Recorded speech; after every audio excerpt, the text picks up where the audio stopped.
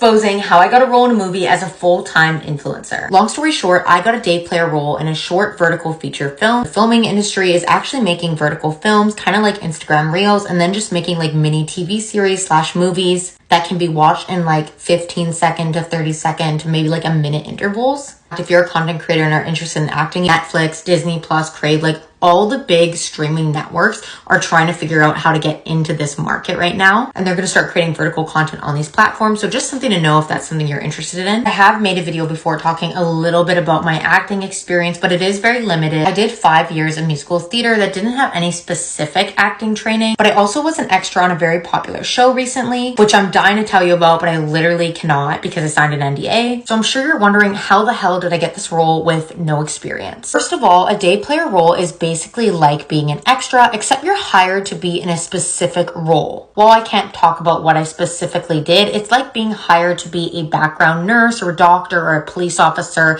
You may have a few lines. You also may have some action moves. You're just kind of setting the context of the scene. I actually have a subscription to Casting Workbook where a ton of public castings are posted. Vancouver's called Hollywood North, so we actually have quite a few filming projects here going on all the time. Big companies tend to have private castings. However, there's tons of projects here in Vancouver and there's lots of actors working as like small full-time actors in the city. And not only can you apply by sending in a demo reel or doing a little self-recording to audition for these parts, but casting directors can actually reach out directly to you for a role they might think you might be a good fit for. And that's what happened to me. A casting director reached out to me directly and emailed me, and they asked me for a resume and a demo reel. As I said, I have very limited acting experience, so I actually don't have a demo reel, but I do have a content creation portfolio that has a lot of my work with some of the biggest brands in Canada and the US actually. So I actually sent that over to him so he could get an idea of what I look like on screen, especially because this was a vertical production. I film verticals all the time, just being as a content creator. We film reels, we film TikToks.